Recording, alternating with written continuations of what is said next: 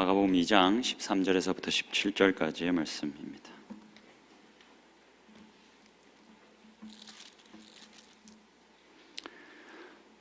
마가복음 2장 13절에서부터 17절까지의 말씀입니다. 많이 길지 않은 본문이니까 저희들 교독하겠습니다. 제가 먼저 한 절 읽고 여러분들이 읽고 이렇게 교독하겠습니다. 제가 먼저 읽겠습니다.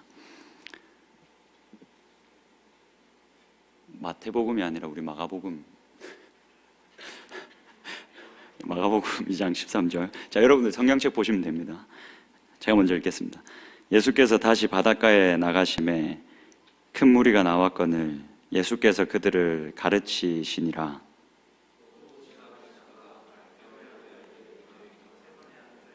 을 보시고 그에게 이르시되 나를 따르라 하시니 일어나 따르니라. 그의 집에 앉아 잡수실 때에 많은 세리와 죄인들이 예수와 그의 제자들과 함께 앉았으니 이는 그러한 사람들이 많이 있어서 예수를 따름이러라. 바리새인의 서기관들이 예수께서 죄인 및 세리들과 함께 잡수시는 것을 보고 그의 제자들에게 이르되 어찌하여 세리 및 죄인들과 함께 먹는가. 우리 같이 읽겠습니다. 시작. 예수께서 들으시고 그들에게 이르시되 건강한 자에게는 의사가 쓸데없고 병든 자에게라야 쓸데있느니라. 나는 의인을 부르러 온 것이 아니요 죄인을 부르러 왔노라 하시니라. 아멘. 한 주간 잘 지내셨습니까, 여러분? 우리가 또 계속 이제 마가복음 2장의 말씀을 함께 살펴볼 텐데 여러분 셀 교환 지금 다 받으셨습니까? 다 가지고 오셨습니까? 셀 교환 2번 질문을 한번 보시면 좋겠습니다. 2번 질문을 보시면 여러분 이 오늘 설교를 여러분들이 잘 들으셔야 셀 모임 때 이 2번의 나눔이 가능할 겁니다.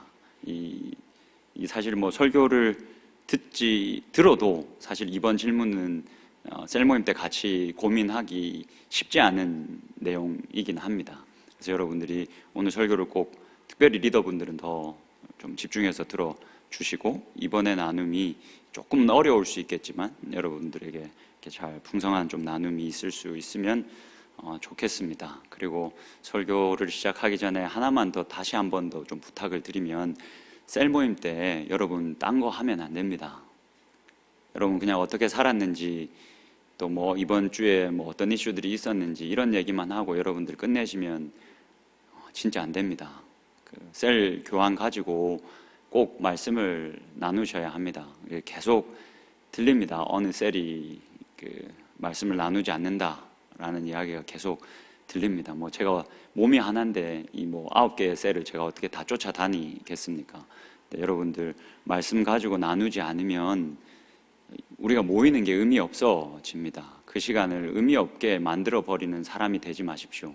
조금 힘들어도 조금 지루해도 좀 재미없어도 여러분들 이야기 계속 말씀을 중심으로 하셔야 합니다. 다시 한 번 더 부탁드릴 테니까 꼭 좀 말씀을 가지고 이 셀 교환을 가지고 셀 모임을 해주시면 좋겠습니다. 오늘 말씀이 이제 마가복음 2장 13절에서부터 17절까지의 말씀입니다. 두 번째 섹션이 이제 시작되었다라고 말씀을 드렸습니다. 두 번째 섹션은 이제 마가복음 2장 1절에서부터 시작을 합니다. 그래서 두 번째 섹션의 두 번째 이야기입니다. 두 번째 섹션은 이제 마가복음 1장이 기록되어져 있는 첫 번째 섹션의 패턴을 그대로 따릅니다. 그리고는 그 패턴을 그대로 따른 이후에 다른 내용들을 좀 추가합니다. 그래서 이 두 번째 섹션의 핵심은 여기에 있습니다. 추가하는 내용들에 있습니다. 오늘 본문의 말씀을 보시면 마가복음 1장의 말씀이 생각나는 부분들이 여러분들이 있을 겁니다. 마가복음 2장 13절 한번 보시겠습니까? 13절과 14절을 마가복음이라니까 계속 마태복음을 띄우질 말든지 사람 헷갈리게. 고맙습니다. 수고에 늘 감사한 마음이 있습니다. 근데 헷갈리니까 순간적으로. 네. 13절, 14절을 저희가 읽어볼 건데 여러분들 이거 한번 주의 깊게 읽어보면서 마가복음 1장의 어떤 장면을 지금 저자가 우리들에게 생각나게 하는지 한번 맞춰보십시오. 13절 같이 한번 읽어보겠습니다. 13절 읽겠습니다. 시작. 예수께서 다시 바닷가에 나가심에 큰 무리가 나왔거늘 예수께서 그들을 가르치시니라. 14절 보겠습니다. 보지 말고 13절만 일단 봅시다. 14절 봅시다. 같이 읽겠습니다. 시작. 또 지나가시다가 알페오의 아들 레위가 세관에 앉아 있는 것을 보시고 그에게 이르시되 나를 따르라 하시니 일어나 따르니라. 여러분 13절에 조금 더 집중해 보십시오. 13절을 딱 읽어보면 마가복음 1장의 어떤 부분을 좀 여러분들 떠올리실 수 있겠습니까? 혹시 생각나는 거 있으십니까? 굳이 지금 마가복음의 저자가 예수님께서 다시 바닷가에 나가셨다라고 얘기합니다. 그리고는 그 다시 바닷가에 나가셔서 그 바닷가 근처에 세관에 앉아 있는 그 세리 레위를 불렀다. 물론 이제 마태복음에서는 이 사람을 마태라고 이야기를 하죠. 동일 인물입니다. 마가복음 1장에 예수님이 바닷가에 나가시는 장면이 기록됩니다. 예수님이 마가복음 1장에서 바닷가에 나가셔서 뭐 하시냐면 야고보와 요한 그리고 시몬과 안드레 이 제자들을 예수님이 부르십니다. 그래서 예수님이 나를 따르라 했더니 어떤 일이 있었습니까? 이들이 그 자리에서 그물을 던져두고 버려두고 예수를 따랐다라는 기록이 있습니다. 지금 사실 이 2장 13절에서는 마가복음 1장의 이 내용을 좀 우리들에게 다시 기억하게 하기 위해서 다시 바닷가에 나가셨다라고 이야기합니다. 그러면서 그 세관에 앉아있는 세리 레위를 부르셨습니다. 세리 레위도 1장에서 보여준 패턴 그대로 예수님이 그저 나를 따르라 그 한마디에 군말 없이 그냥 순종하여 예수님을 따랐다라고 이야기합니다. 여러분 바닷가에 나가서 그 바닷가 근처의 세관에 앉아있는 세리를 부르셨습니다. 좀 이따가 그 세리에 대해서 우리가 조금 더 자세히 살펴보긴 하겠지만 여러분들 많이 들어보셔서 알 겁니다. 세리가 당시에 어떤 사람이었습니까? 뭐 우리들의 지금 용어로 사용을 해보자면 등골 브레이커 이 정도 되지 않을까 싶습니다. 같은 민족, 이 유대 민족의 등골을 계속 빼먹고 살아가는, 자신이 걷어야 될 세금 그 이상을 걷어서 로마에 갖다 바치면서 그 남는 차액을 가지고 이익을 누리는 자들, 민족의 등골을 빼먹는 사람들이 세리들이었습니다. 근데 이 세관이 바닷가 근처에 있었다라고 합니다. 그래서 학자들은 아마도 이 세리 레위는 어부들을 대상으로 세금을 걷는 자였을 것이다 라고 봅니다. 마가복음 1장에서 예수님이 어부들을 자기 제자로 부르셨습니다. 예수님의 제자 공동체에 어부들을 먼저 불러서 들어오게 하셨습니다. 그리고는 그들을 대상으로 세금을 걷어가는 세리를 또 그 제자 공동체로 부르셨습니다. 여러분 이게 좀 그림이 그려지십니까? 사실 어떻게 보면 이 4명의 처음 부름받은 이 4명의 제자들에게 세리 레위는 너무 근거리에 있는, 너무 가까이에서 자주 마주하는 원수와 같은 존재일 수 있습니다. 근데 예수님이 그 공동체 안에 세리를, 그 가까이 근거리에 있는 그 원수 세리를 공동체 안으로 부르셨습니다. 이 4명의 먼저 부름을 받았던 사람들이 어떻게 반응했는지는 성경에서 나와 있지 않기 때문에 우리는 알 수 없습니다. 근데 불편했겠죠, 당연히. 근데 중요한 것은 그런 원수 같은 존재를 이 공동체 안으로 예수님이 부르셨다라는 겁니다. 여러분 이 이미지를 계속 좀 염두에 두시고 계속 좀 따라와 주시면 좋겠습니다. 15절을 같이 한번 보시겠습니까? 15절과 16절을 저희가 좀 볼 텐데 예수님이 나를 따르라 했더니 레위가 예수님을 따랐습니다. 그리고 그 이후에 어떤 일이 일어났는지에 대해서 15절과 16절이 말해줍니다. 같이 한번 보겠습니다. 제가 읽어드릴 테니까 눈으로만 보십시오. 그의 집에 앉아 잡수실 때에 많은 세리와 죄인들이 예수와 그의 제자들과 함께 앉았으니 이는 그러한 사람들이 많이 있어서 예수를 따름이러라. 지금 예수님이 세리의 집에 들어가셨습니다. 들어갔더니 그 세리를 따라 여러 죄인들이 그 집에 예수를 쫓아 따라 들어왔다라고 이야기합니다. 그래서 예수님이 지금 세리와 그리고 여러 죄인들과 함께 그 집에서 식사를 같이 하게 된 겁니다. 평행 구절인 누가복음 5장에 보면 이 세리 레위가 큰 잔치를 벌였다라고 얘기합니다. 아마도 작은 집은 아니었던 것 같습니다. 그 말은 이 세리인 이 사람이 유대 민족의 등골을 많이 빼먹었다라는 의미이기도 하겠죠. 큰 잔치를 예수님을 위해서 그리고 함께한 자들을 위해서 베풀었습니다. 아마 이 마을이 그렇게 큰 마을이 이미 가버나움에서는 나오셨고 이 갈릴리 바다 근처에 있는 이 마을이 작은 마을이었던 것 같습니다. 그래서 예수님이 세리의 집에 들어가셨다라는 이 말이 삽시간에 이렇게 퍼졌던 것 같습니다. 그래서 그 모습을 보기 위해서 바리새인의 서기관들, 바리새파 출신의 이 바리새파 소속의 서기관들이 예수님을 보러 쫓아 나왔습니다. 그래서 보고는 무슨 말을 하는지 한번 16절을 잘 보십시오. 바리새인의 서기관들이 예수께서 죄인 및 세리들과 함께 잡수시는 것을 보고 그의 제자들에게 이르되 어찌하여 세리 및 죄인들과 함께 먹는가? 여러분, 지금 이 서기관 바리새인들이 이 바리새인들의 불평과 반발이 조금씩 거세지고 있는 걸 느끼십니까? 마가복음 1장에서는 그냥 속으로 생각한 걸 예수님이 들으시고 그들의 생각을 끄집어내셨습니다. 근데 이제 이게 점점 이들의 반발과 불평이 심해집니다. 예수님께는 차마 직접적으로 얘기 못하고 그 옆에 있던 제자들에게 아니 어찌 너희의 선생 예수는 이런 세리와 죄인들과 함께 먹을 수 있느냐? 이게 무슨 일이냐? 이게 가당키나 하는 일이냐? 지금 저 사람 뭐 하는 거냐? 라고 이제 불만을 내놓고 있는 겁니다. 여러분, 오늘 본문의 핵심은 우리가 17절의 말씀을 어떻게 이해하고 어떻게 받아들이느냐입니다. 근데 그 17절의 말씀을 우리가 제대로 이해하기 위해서는 이렇게 불만을 터뜨리고 있는 바리새인에 대해서 우리가 잘 이해할 수 있어야 합니다.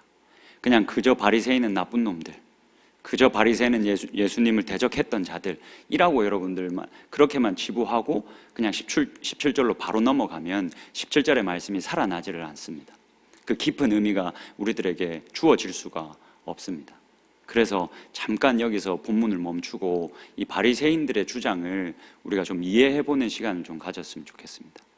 당시의 역사를 조금만 우리가 들여다보면 충분히 지금 바리새인들이 이렇게 내어놓고 있는 이 불만은 정당하다라는 생각이 들기도 할 겁니다. 먼저 여러분, 식사에 대해서 한번 생각을 해보죠. 여러분, 이 고대 근동에서 식사는 아주 특별한 의미를 가지고 있었습니다.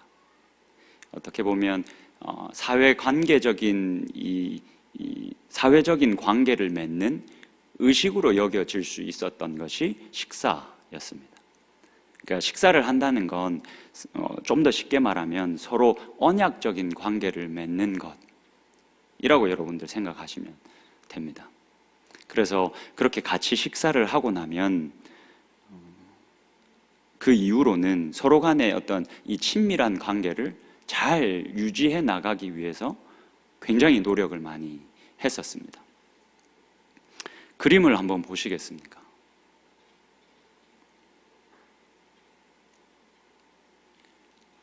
우리들의 식사와는 많이 다르지 않습니까?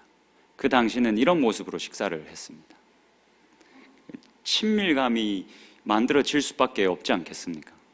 그러니까 보통은 이렇게 식사를 한 겁니다. 이 사람들은 이렇게 식탁을 이렇게 중간에 이렇게 모아놓고 왼손을 이렇게 괸니다. 왼손을 이렇게 괸고 여기 뭐 쿠션 같은 거 받치겠죠. 이렇게 괸고 오른손으로 이렇게 다 누워서 이렇게 밥을 먹는 겁니다.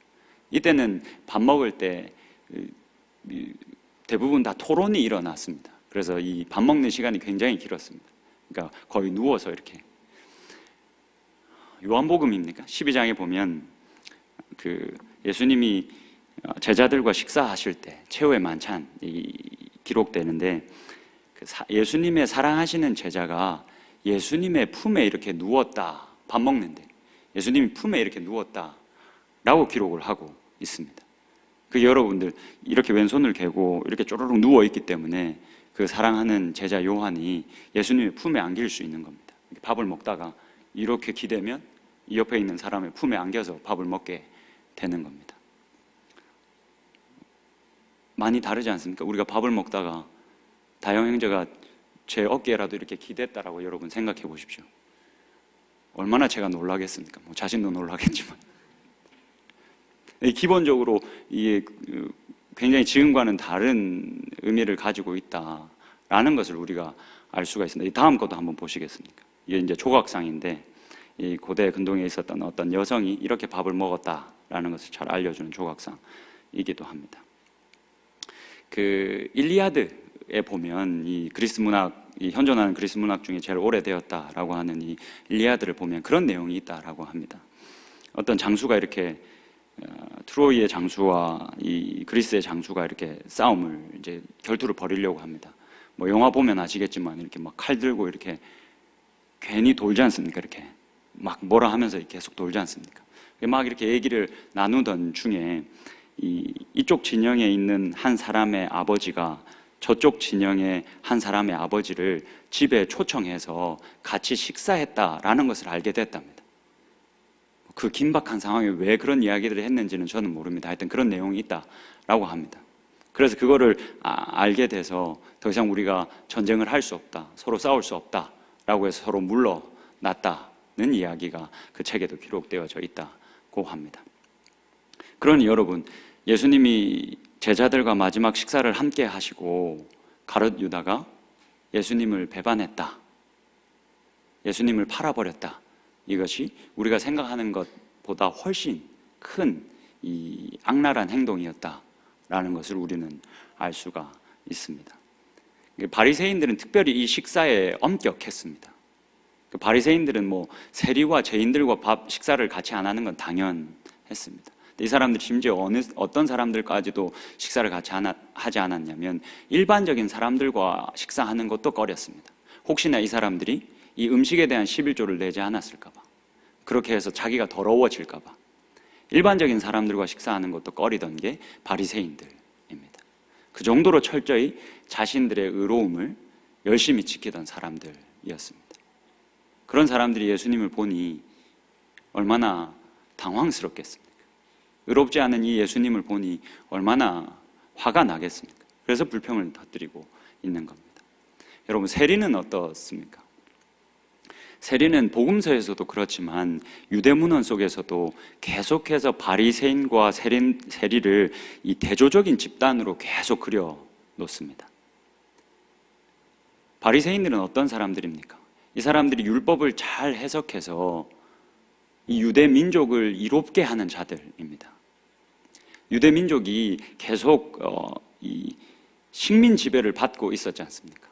그러면서 이 사람들이 느꼈던 게 뭐냐면, 우리가 율법을 잘 지키지 못해서, 우리가 율법을 잘 몰라서 그 율법에 순종하지 못해서 우리가 이렇게 벌을 받고 있다라고 생각을 했습니다. 그래서 그 당시 바리새인들의 율법 해석은 굉장히 중요한 역할을 했습니다. 그래서 바리새인들은 대부분 굉장히 존경을 받던 인물들이었습니다. 율법을 해석하는 것을 통해서 유대 민족을 이롭게 하던 것이 바리새인들입니다. 반면에 세리들은 어떤 사람들입니까? 자신의 민족의 등골을 빼먹는 사람들입니다. 그 사람들의 세금을 걷어다가 로마에다가 헤롯 안티파스에다가 이렇게 막 갖다 바치는 사람들이었습니다. 너무나 대조적인 사람들이고, 이 바리새인들 이후로 등장한 이 랍비들은 이 세리의 일이라는 것 자체가 너무나 부정하고 수치스러운 직업으로 분류를 했습니다. 그만큼 상종할 수 없는, 바리새인들이 상종할 수 없는 존재들이 이 세리들이었습니다. 그렇다면 여러분, 죄인들은 어떻습니까? 지금 세리를 쫓아서 죄인들이 예수님을 보기 위해서 그 레위의 집을 가득 채웠습니다. 이 죄인들이 어떤 누구들이었을까를 좀 저희들이 고민을 해볼 필요가 있습니다. 당시에 이 유대 민족 가운데는 개인적인 이 질병을 가진 자들, 이 질병을 가진 자들이 하나님께 벌을 받고 있는 자들이다라는 인식이 있었습니다. 이들이 지금 이렇게 아프고 어디가 이제 뭐 정상이 아닌 이유는 이들이 분명히 하나님의 법을, 율법을 제대로 지키지 않아서 하나님으로부터 받는 벌이다 라는 인식이 있었습니다. 뭐 지금 시간이 한참 이렇게 지났는데도 우리들 중에서도 그런 인식을 가지고 계신 분들을 봅니다. 자기가 아프거나 뭐가 안 되거나 하면 이게 하나님이 나를 치신다. 여러분, 다 그렇게 연결할 수는 없습니다. 지금은 이걸 얘기할 수는 없지만 하여튼 우리가 당하는 이런 어려움들이 다 하나님이 치신다, 이렇게 연결을 해서는 안 됩니다. 근데 이 당시의 유대인들은 그렇게 생각을 했습니다. 그래서 아마도 이 죄인들은 그런 질병을 가지고 있었던 자들이지 않을까 추측할 수 있습니다. 여러분, 제가 마가복음 1장을 같이 이제 이야기하면서 마가복음 1장에 예수님이 많은 병자들을 고치신 이야기가 요약되어져서 기록되어져 있다라는 말씀을 여러분들께 드렸습니다. 그래서 예수님이 고치시고 한 일들은 더 많았을 것이다 라는 이야기를 들었습니다. 아마 그들 중에 한 명들이 그들 중에 속한 자들이지 않을까 싶습니다. 근데 이 질병을 가지고 있던 사람들은 이 사회적인 이런 분위기 속에서 죄인으로 인식되었습니다. 스스로도 내가 죄인이다, 내가 뭔가 잘못했기 때문에 이렇게 벌받고 있다, 스스로도 죄인이라고 생각하고 있었고, 또 이 유대 사회 속에서도 저 사람들은 죄인들이다, 죄인이다 라고 이렇게 여겨지던 자들입니다. 여러분, 정리 한번 해보시죠. 지금 바리새인들이 왜 이렇게 반발을 하고 나서고 있습니까? 예수님이 세리와 죄인들과 식사하고 있기 때문에 그렇습니다. 세리들은 이 유대 사회의 암적인 존재였습니다. 쉽게 말하면 이들은 진짜 암적인 존재였습니다. 그리고 죄인들은, 이 사람들은 이 유대 사회 속에서 격리하고 절대 환영해서는 안 될 이 유대 사회를 더럽게 하는, 환영받아서는 안 될 존재들과 예수님이 식사를 한 겁니다. 근데 그 식사는 굉장히 사회적인 큰 의미를 가지고 있었기 때문에 이 바리새인들이 이렇게 반발을 하고 나서는 겁니다. 여러분, 이런 배경을 가지고 17절을 한번 보시죠. 17절을 보시면 이렇게 이제 예수님이 답하십니다. 예수께서 지금 바리새인들이 하는 말을 들으셨습니다. 어찌하여 당신들의 선생 예수는 세리와 죄인들과 함께 밥을 먹느냐? 라고 반발하는 이들의 이야기를 들으셨습니다. 그리고 그렇게 들으시고 그들에게 이르시되 뭐라고 말씀하시냐면, 건강한 자에게는 의사가 쓸데없고 병든 자에게라야 쓸데가 있다. 먼저 이 문장 먼저 보시죠. 두 문장을 우리가 보게 될 건데, 이 첫 번째 이 문장은 사실은 예수님이, 이 당시에 이 문장은 그리스 철학자들이 자주 사용하던 일반적인 경구입니다. 그러니까 그 철학자들을 의사로 이렇게 표현해서 건강한 자에게는 의사가 쓸데없고 병든 자에게라야 그 의사는 쓸데가 있다 라는 말을 예수님이 가져오십니다. 여러분, 지금 이 말은 예수님이 그 바리새인들의 생각을 드러내고 꼬집는 말이다라고 여러분들이 생각을 하셔야 합니다. 쉽게 말하면 그런 겁니다. 만약 너희가 지금 어찌하여 이 세리와 죄인들과 함께 먹느냐라고 묻는다면, 지금 너희들이 뭐라고 말하는 거냐면, 건강한 자에게는 의사가 쓸데없다, 병든 자에게만 의사가 쓸데있다 라고 말하는 것과 같다 라고 이야기하시는 겁니다. 여러분, 이거 이해가 되십니까? 이게 이해가 되는 것 같다가도 이해가 안 되는 것 같고, 이해가 안 되는 것 같다가도 이해가 되는 것 같고, 그렇지 않습니까? 저만 그렇습니까? 17절 보면서 머리가 폭발하는 줄 알았거든요. 이게 너무 쉬운 말이고 이때까지 너무 잘 안다라고 생각했던 말인데, 이걸 다시 보려고 하니까 이게 감이 잘 안 와가지고 제가 이게 막 혼자 고민하다가 어떤 분에게 이게 무슨 말인지 아냐고 이렇게 제가 이해한 바를 확인해 보기 위해서 말했는데, 왜 그걸 모르냐고 이렇게 말해서 굉장히 자존심이 상했는데, 여러분들도 마치 다 알고 있는 이야기인 것 같아서 똑같이 기분이 좋지 않긴 한데, 여러분 잘 한번 생각 한번 해보십시오. 지금 이 뭐라고 말하는 거냐면, 지금 바리새인들이 그렇게 반응을 하면 예수님은 건강한 자에게는 의사가 쓸데없다. 여기서 건강한 자가 누굽니까, 여러분? 바리새인들이지 않겠습니까? 그리고 이 병든 자는 누구겠습니까? 세리와 죄인들이지 않겠습니까? 그럼 의사는 누굽니까? 예수님이지 않습니까?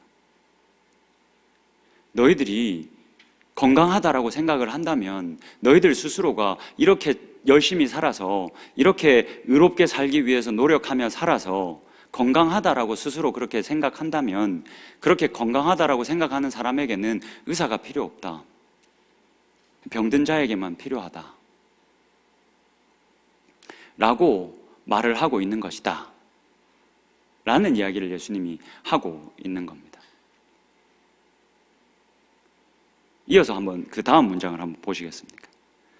나는 의를 부르러 온 것이 아니고 죄인을 부르러 왔다. 여러분, 여기서 의인은 누구입니까?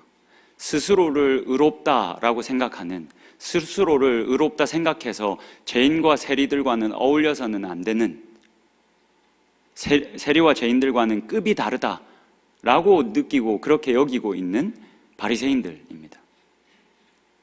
그리고 죄인은 누굽니까? 세리와 죄인들을 의미하겠죠. 하나님의 나라는 스스로 의롭다라고 생각하는 자들을 위한 나라가 아니다. 나는 죄인을 부르러 왔다라고 이야기를 하시는 겁니다. 지금 바리새인들은 지금 예수님께 그렇게 말한 거지 않습니까? 하나님 나라에 합당하지 않은 자들입니다. 여러분, 예수님 이 사람들이 하고 지내온 모습들을 보십시오. 하고 있는 모습들을 보십시오. 하나님 나라에 적합하지 않은 사람들이지 않습니까? 근데 예수님이 뭐라고 말합니까? 스스로를 의롭다 생각하고 스스로를 건강하다 생각하고 그래서 의사가 필요 없다라고 생각하고 있다면 오히려 그 의인이 하나님 나라에 합당하지 못하다.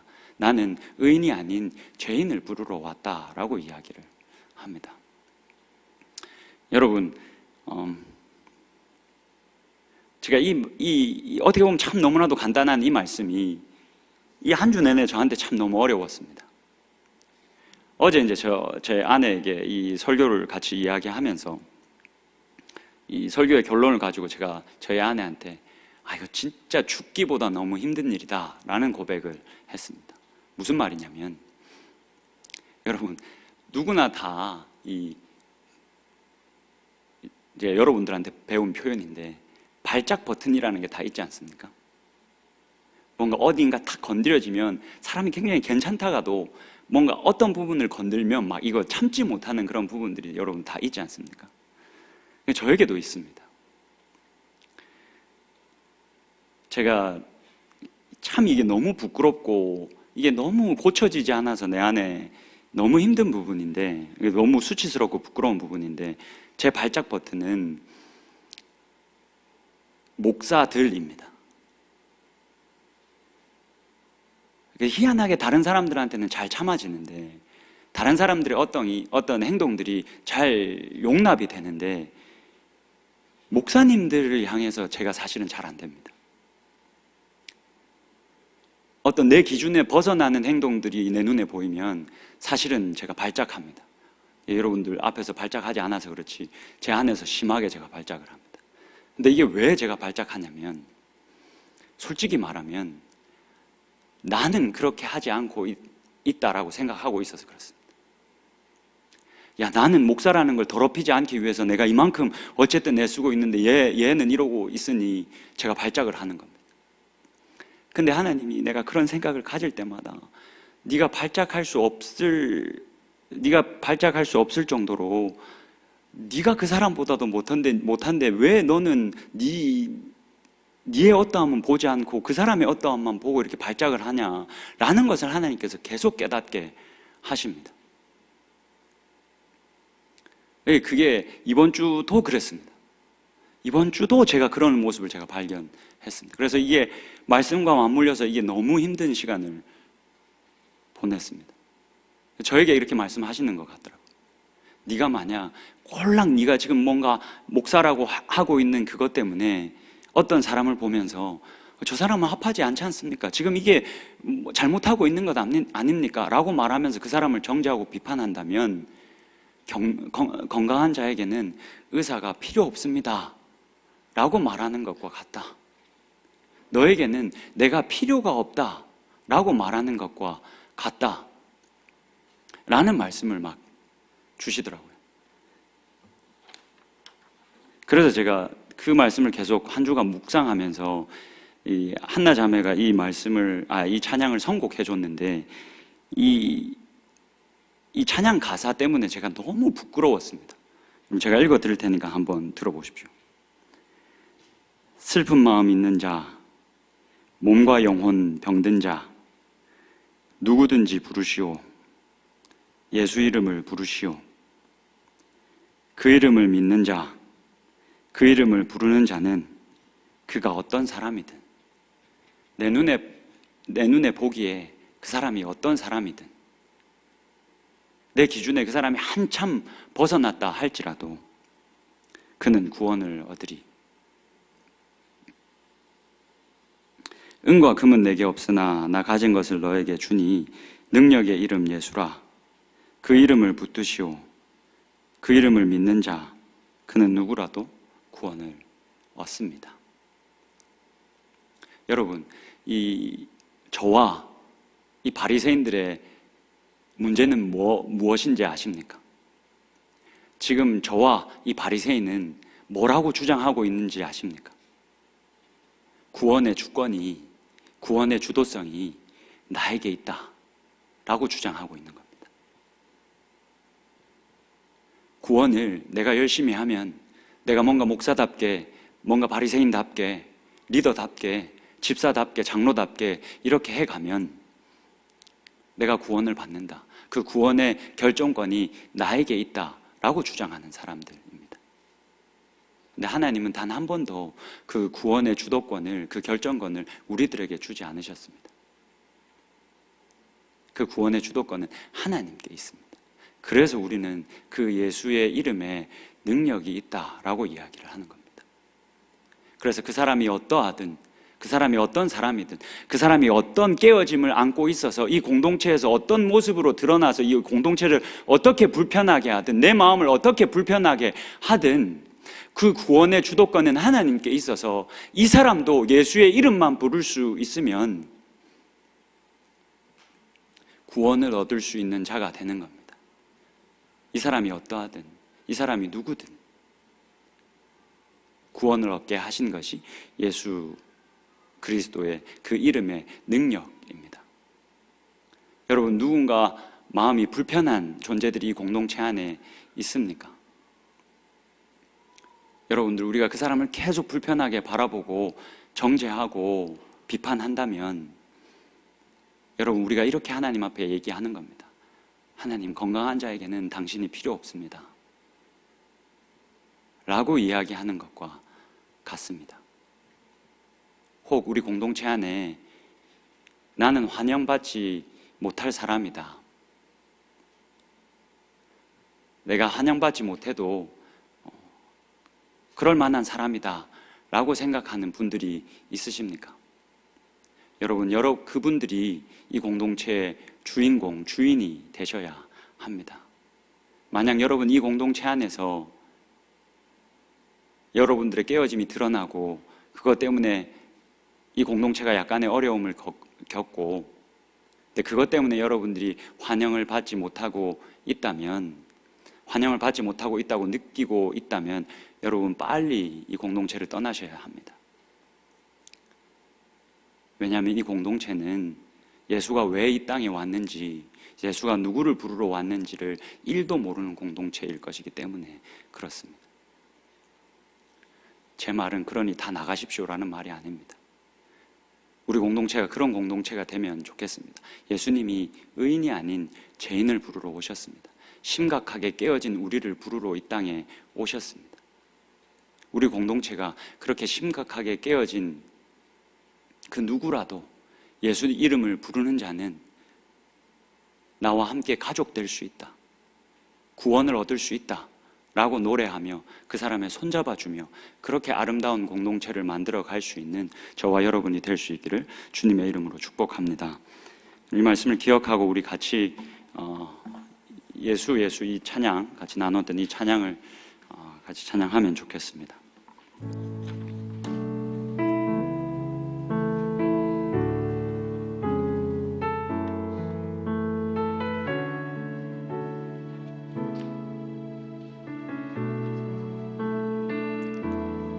마음 있는 자, 슬픈 마음 있는 자, 몸과 영혼 병든 자, 누구든지 부르시오. 예수 이름 부르시오. 그 이름을 믿는 자, 그 이름을 부르는 자, 그가 어떤 사람이든 그는 구원 얻으리. 가사를 묵상하면서 한 번 더 찬양합시다. 슬픈 마음 있는 자, 몸과 영혼 병든 자, 누구든지 부르시오. 예수 이름 부르시오. 그 이름을 믿는 자, 그 이름을 부르는 자, 그가 어떤 사람이든 그 구원. 한 번만 더 찬양합시다. 슬픈 마음 있는 자,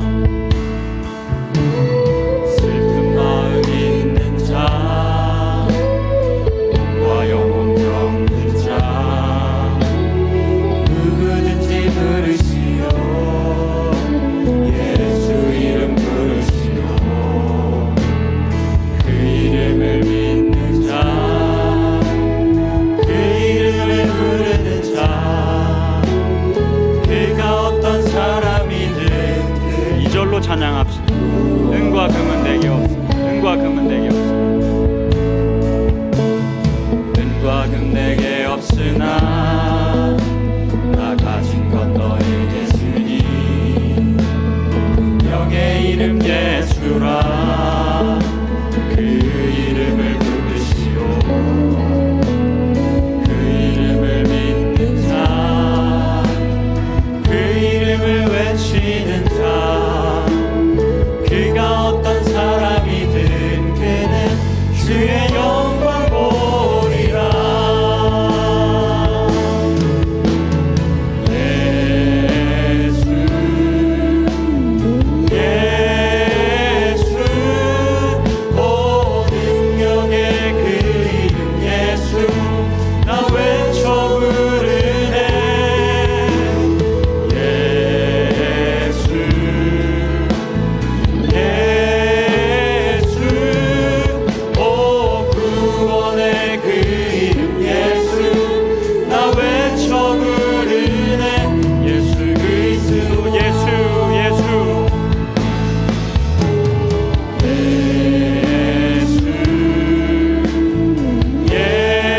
예수 오 능력의 그 이름 예수 나 외쳐 부르네.